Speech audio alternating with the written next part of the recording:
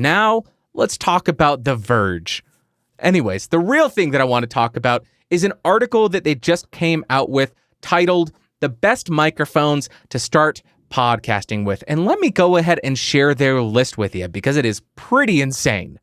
The microphones that they recommend are the Rode NT USB, the Blue Yeti Pro, the Neat Mics Bumblebee, the Neat Mics B Caster, the Apogee Hype Mic, the M Audio Uber Mic, the Shure MV51, the Rode Podcaster, the Blue Raspberry, the Lewitt DGT450, the Shure MV5, and the Neat Mics widget A, B, and C. That is right. The only dynamic microphone that they recommended on their best microphones to start podcasting with list is the Rode Podcaster, the absolute worst dynamic USB microphone on the market. And I am not exaggerating. It is terrible in comparison to microphones that cost a third that the Podcaster costs. It is insane that is the only microphone they have on the list. There is no Q2U, no ATR 2100 USB, no AT2005 USB, no Knox Dynamic USB,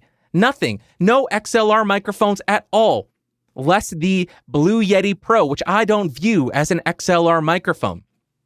You could get so much better audio quality if you were to go with the Behringer UM2 or UMC22, a USB audio interface for about $40, and then you could get the Behringer XM8500 and a cable, a mic stand, and a pop filter, all for around $75 or maybe $100, and your audio quality would be excellent.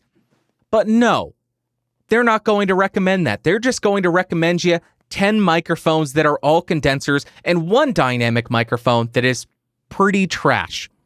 The thing that kind of bothers me about this, and I'm not really bothered by it, more power to you, write all the bad articles you want, you just lose more and more credibility day by day. But the thing that bothers me is The Verge is just so highly ranked in Google's search results that this is likely one of the first articles that will be returned when people search what microphone should I get to start podcasting. So there's only one solution that I can think of, and that solution is I'm going to write an article with the same or a very similar title and make a very similar video about that to try to outrank your terrible, terrible article and your terrible effing information, you dopes. Stay in your lane.